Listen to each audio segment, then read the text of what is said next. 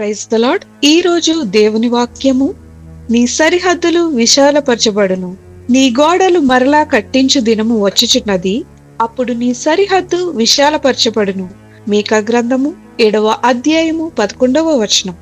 శత్రువు దేశంలో నెమ్మదిని, కుటుంబాలలో సఖ్యతను పాడుచేసి వారి జీవితాలను కూల్చగా, శత్రువైన సాతాను వారి పగిలిన జీవితాలను చూచి హేళన చేస్తుండగా, దేవుని యందు తన విశ్వాసమును ఎంత మాత్రము కోల్పోకుండా ధైర్యంతో నిలబడినప్పుడు, కూల్చబడిన గోడలు మరలా తిరిగి కట్టించెదనని, తన ప్రజల యొక్క సరిహద్దులను విశాలపరిచెదనని దేవుడు వాగ్దానం చేస్తున్నాడు.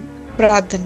ప్రభువైన యేసు, మా సరిహద్దులను విశాలపరచువాడవని నమ్మి విశ్వసించి ముందుకు సాగే కృపను దయచేయమని యేసు నామమున అడుగుచున్నాము తండ్రి. ఆమేన్.